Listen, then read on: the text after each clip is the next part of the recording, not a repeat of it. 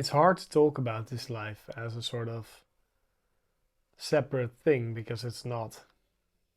So it's hard to really talk about anything. I've basically realized that any advice is useful, maybe, but you are already life itself. You're already playing your part, your role. You're already good enough. The only thing that there is to really talk about is if we feel that somehow we're not. And that's interesting because that's something we can unpack. But that which is already perfect. And that's, of course, for a human mind hard to understand because there's wars, there's terrible things that happen. Reality is never per se comfortable for one experience or one person. Buddha talked about suffering, right? Being and dissatisfaction is as well being an essential element of just what is of reality, and that's definitely the case. For the person, it seems like there's always challenges, or there's always something we can improve, or something which we might not find comfortable in the moment. Whether that's a mosquito in the room or it's a war, we always find something, and that's okay. And that's okay to acknowledge suffering, but try not to create extra mental suffering over that. There's physical suffering and there's mental suffering. And mental suffering is something where we can actually work with that to eliminate that suffering.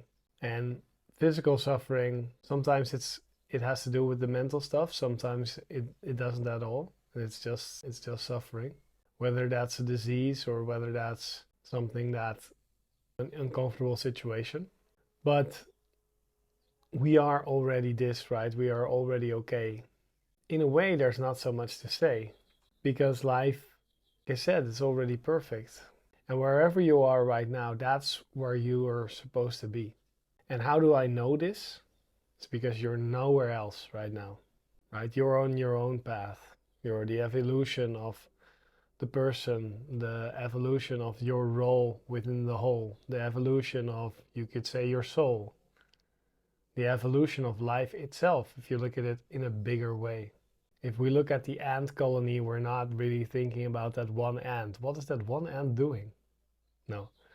We're not thinking, if we see the fish in the sea, we're not saying, why does that fish swim like this, right? Why is that fish a little bit bigger than that other fish, right? It doesn't matter. We feel being identified with this experience, this body-mind moving through time and space. We feel that we're important, right? And yes, there is importance because every part is important of this whole, but every part is the whole as well. You could say everything is important or nothing is important, but what we do is and this is what the mind does constantly, is it labels everything, right? It talks about right and wrong, black and white. And that's a survival mechanism, which is really effective. But it also causes suffering if we label ourselves in a certain way again and again. In current society, it's not like a tribe where you're constantly judged, but in these big Western, Eastern, etc., these big societies we have right now, nobody cares, right? Really, nobody cares often.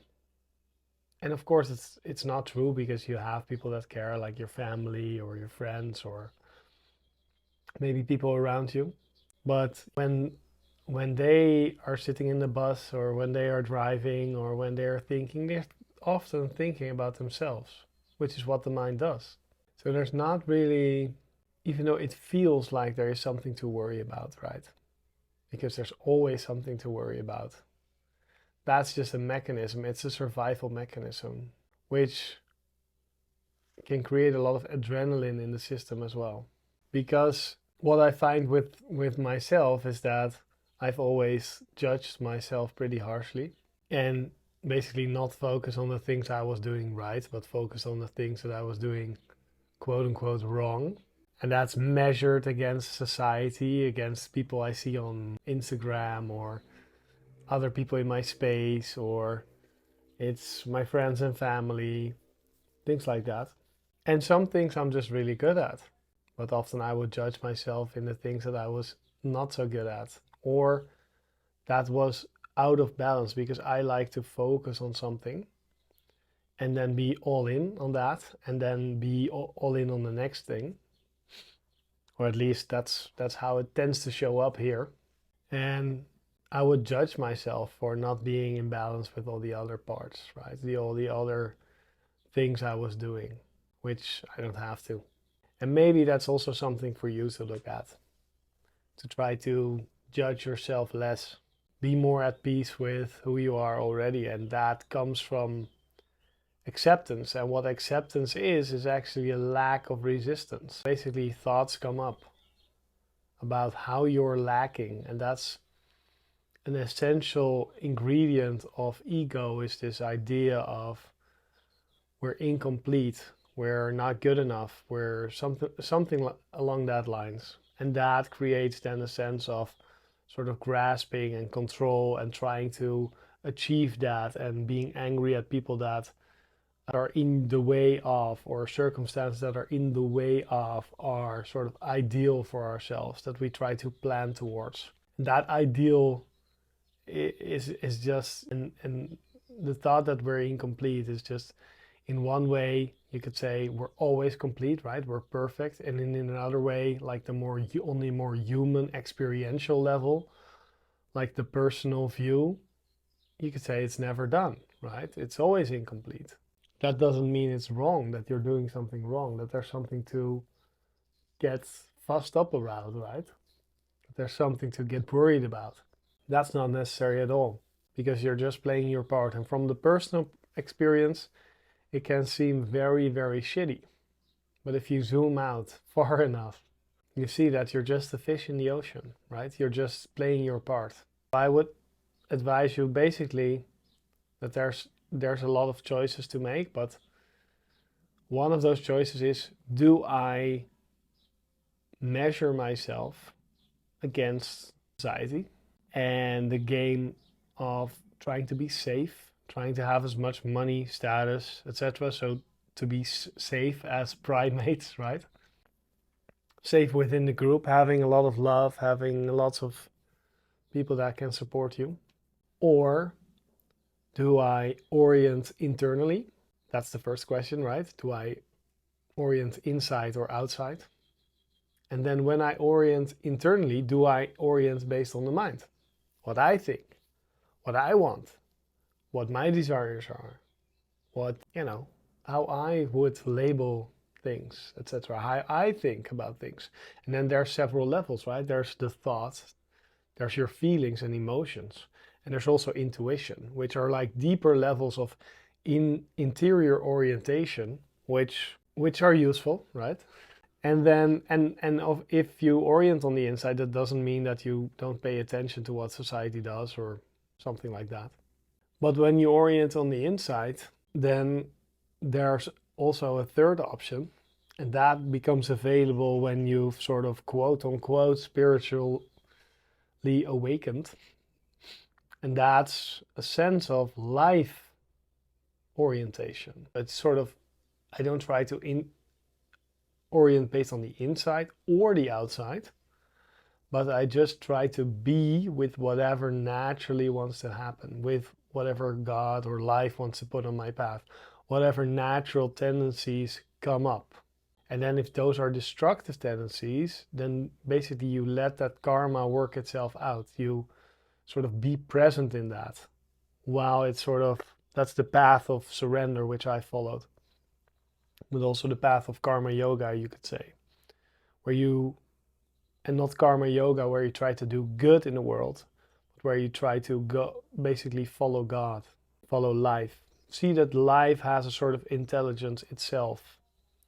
And when that becomes awakened in you, you see that's a way bigger force than your inside or your outside. It's a way bigger force, because the outside is basically, it's your perception projected on other people. It's sort of a bit complicated, but you can get feedback there. We can orient on that, and a lot of people do.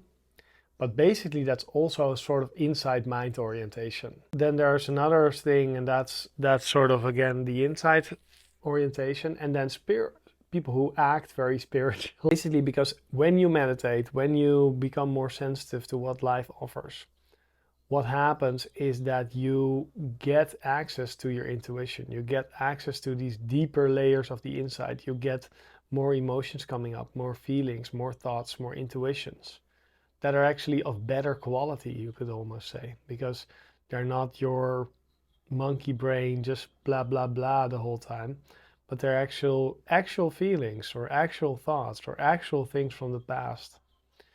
And a lot of quote unquote spiritual people try to grasp that, and that's a phase. It's interesting and it's a better orientation, but the best orientation, in my opinion, what I think, it's not everybody can make their own choice, but this is basically to drop the orientation itself and to try to not manage life at all. Even if you have a certain feeling or intuition, or even if you have a certain feedback coming from outside, you sort of play your part, you do your role within that. Also, like being present and understanding with what other people's roles are, what other people are thinking, how your inside is responding to that. But that's basically the deepest, you could say, the deepest part of you, the more soul part of you or the life part of you, unifying with the person that you are. And basically through that is that's like a huge cleansing force that cleanses you from the inside out, makes you sort of empty of self or no self, right? It makes you one with whatever wants to happen. It's sort of life watching itself and interacting with itself without you doing anything. It's fucking beautiful. Well, this came up to share. Much love and have a great day. Bye.